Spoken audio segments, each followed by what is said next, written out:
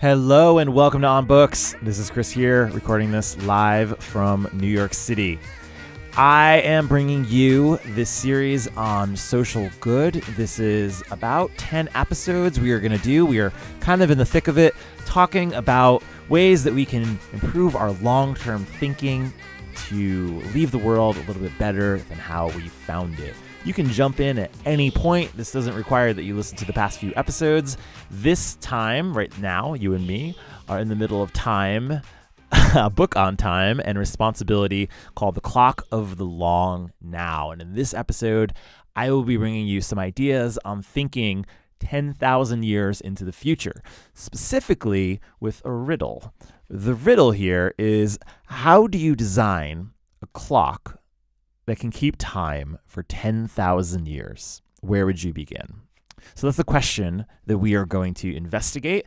I'm going to bring you it through some examples and stories from the book.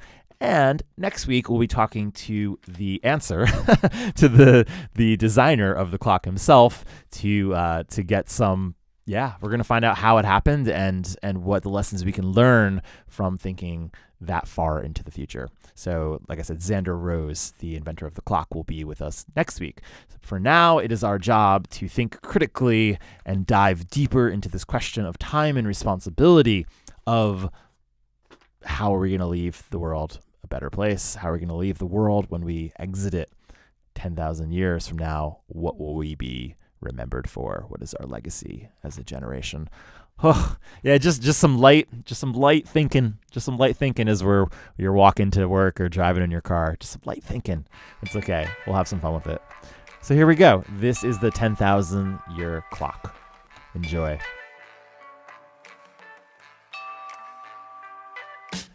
All right, so I was at dinner a few months ago, and my friend Alexis, we were having some vegetarian sushi in the East Village, and he leaned over the table and asked me this question. I had never heard it before. He said, "Chris, how would you design something that lasted for 10,000 years? And immediately I thought, well, what is it? What am I even lasting, giving for 10,000 years? I mean, hell, even if it was like a ceramic mug, the most kind of simple thing that you could store in your house. How do I know that my children are going to hold on to that? They're going to pass it down to their kids, and this is like that clock and the little watch in Pulp Fiction. The way your dad looked at it, this watch was your birthright. You'd be damned if any slope's gonna put the greasy yellow hands on his boy's birthright, so he hid it. In one place he knew he could hide something, his ass. 5 long years he wore this watch, up his ass. Then he died of dysentery. He gave me the watch. I hid this uncomfortable hunk of metal up my ass 2 years. Little man, I gave the watch to you. So much like Christopher Walken, we have a problem here. How do we pass down a clock year after year to future generations? And short of sticking it in our ass, which seems highly unlikely and probable that it would make itself 10,000 years into the future, well, there are some better ways to do that, and that's what we're going to talk about here. Now, to step back for 1 second, why are we even making this clock? Why does anyone care about making a clock for 10,000 years? It's less about the clock itself, and it's more about the questions that we need to ask to start thinking about leaving anything in our legacy or just on the planet to think about how something can sustain itself. So it's all of the design questions and the communities that will have to evolve and grow and support any type of object or thinking that is going to last for 10,000 years. And it just happens that starting with the clock seems like a good challenge to open up this discussion. And also, as I'm reading from the book, this book was written in 1999. So I'm going to read some of the early thoughts on this problem. And then next episode, I will open up with some of the answers and kind of where things have come since then. But these are the design principles and questions that we should be asking ourselves when we are thinking about designing something for 10,000 years. Things like longevity. The clock needs to display the correct time for 10 millennia. So any idea that we have now that we want to carry for 10,000 years, it needs to have the longevity of sustaining, right? It needs to be maintainable. So other people need to be able to come and fix it. I mean, think about I don't know, an 8-track player or a VHS player, something like that. We have these formats from the past, and just try to find somebody to maintain that now, and that's only been 20 years. How do we maintain something from 10,000 years ago? How are we going to keep that up? There needs to be some clear operating principles, so transparency and how it works. Evolvability. It needs to maybe evolve over time. Think now about how file formats change and how they are corruptible and they deplete over time. We have like floppy disks and file formats, Word documents, I don't know, all this kind of stuff that doesn't open on Mac or PC and all this kind of stuff.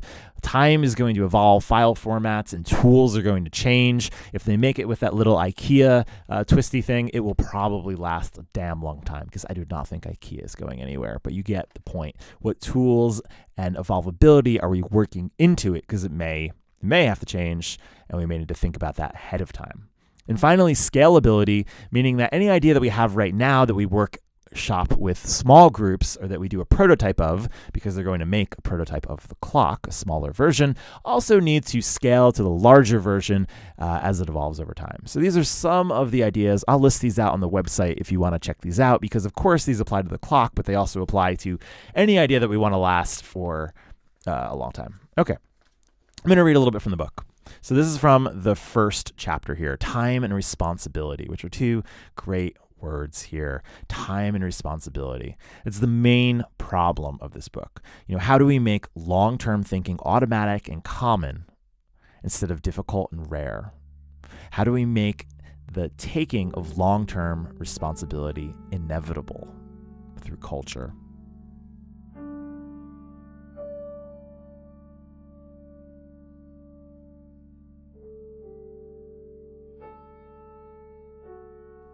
So here we go, the clock. The device is a clock, very big and very slow. For the purposes of this book, it is strictly notional, a clock of the mind, an instrument for thinking about time in a different way. As it happens, such a clock is, in fact, being built. The builders are finding that the very idea of the clock, why to build it, how to build it, forces their thinking in interesting directions, among other things, towards long-term responsibility. Since it works for them, please consider yourself as one of the clock's builders. It won't take you long to catch up. Let me give you a summary of the project from late 1998, complete with the preamble. Here we go. Civilization is revving itself into a pathologically short attention span. Still true. The trend might be coming from the acceleration of technology, the short horizon perspective of market-driven economies, the next election perspective of democracies, or the distractions of personal multitasking. What are you doing right now? What are you doing right now? Am I calling you out? Are you listening to this podcast? What are you doing? What else are you doing? All of this is on the increase. I'm just reading this to you. You can't call me out for anything. I'm just reading this. Some sort of balancing corrective to the short-sightedness is needed. Some mechanism or myth. A myth that encourages the long view and taking the long-term responsibility, where the long term is measured, at least in centuries. What we propose is both a mechanism and a myth. It began with the observation and idea by computer scientist Daniel Hillis, who wrote in 1993. And here's a quote by Daniel Hillis. It's very nice. Ready? So when I was a child, people used to talk about what would happen in the year 2000. And now, 30 years later, they still talk about what will happen in the year 2000. The future has been shrinking by 1 year per year for my entire life. And now what do we talk about? I remember that, talking about what happens in the year 2000. Where is the future now? Well, such a clock, if sufficiently impressive and well-engineered, would embody deep time for people. It would be charismatic to visit, interesting to think about, and famous enough to become iconic in the public discourse. Ideally, it would do for thinking about time what the photographs of Earth from space have done for thinking about the environment. Such icons reframe the way people think. Do you know that we didn't see a picture of the Earth until, I think it was the 1940s was one of the first pictures, and then it was like the 1970s when we saw the whole round Earth? It's something I just totally take for granted, having been born after that. But to imagine that we didn't ever even see what the world looked like, and that the ways in which we can now see the wholeness of the earth emotionally impact, just, I don't know, it's amazing. So that's kind of, I think, what they're hinting at there.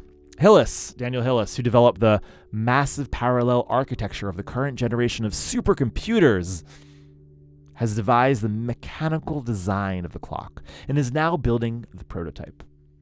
Its work consists of an ingenious binary digital mechanics system, which has precise equation to 1 day in 20,000 years, and it self-corrects by phase locking to the noon sun.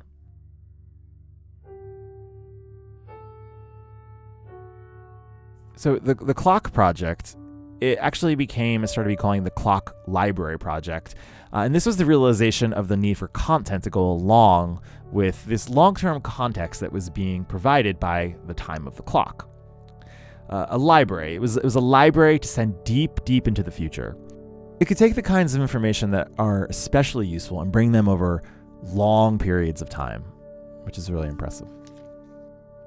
The clock library as a cultural tool, it may need to be widely dispersed on the net, publications, distribution services, and various locations so that people know about it, so that the word gets out there.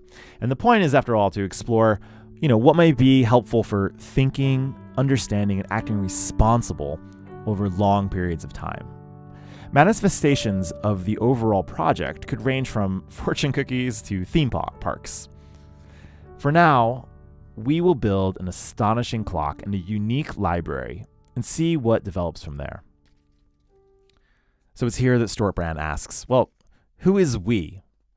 And he introduces the Long Now Foundation. The Long Now Foundation was established in 1996 to foster long-term responsibility. And the committee here, the founding chair is Daniel Hillis, who we've been talking about, Stewart Brand, who's writing the book, Kevin Kelly, amazing author, TED Talk. Just go Google him if you don't know who he is. He's amazing.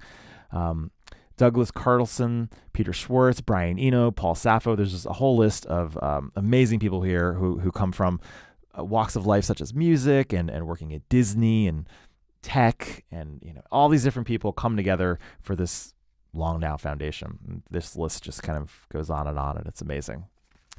So I'm going to just conclude here with the question kind of spin back at you. What is your advice?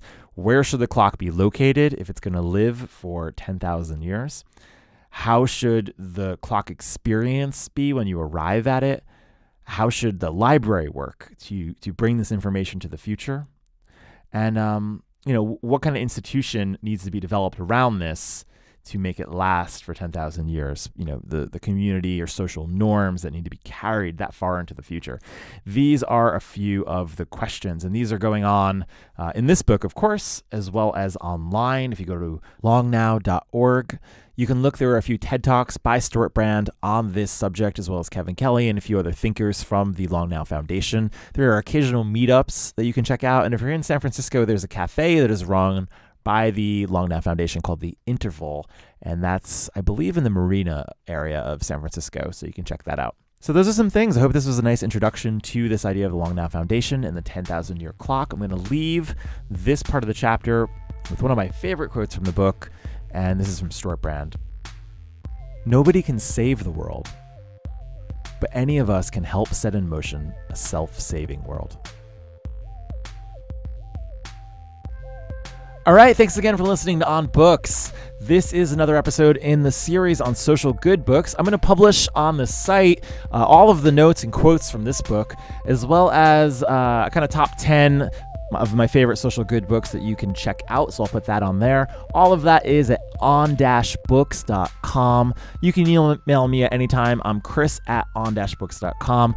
And please subscribe, please tell a friend or two, and spread the word of the show. It really helps. I mean, it's been growing week over week, and I've been getting a lot of great emails, a lot of great tweets, a lot of just great feedback from everybody. And it's cool to kind of put together this virtual book club, essentially.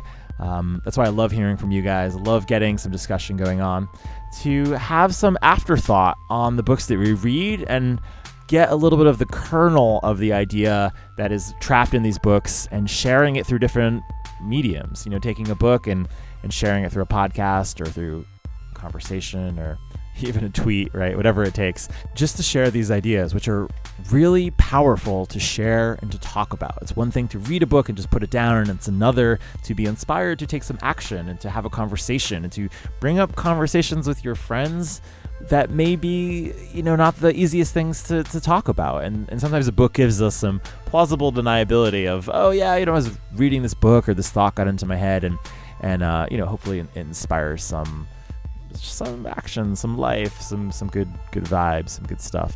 All right, and I appreciate you being part of this community. So until next week, keep reading, and I will talk to you later. Bye.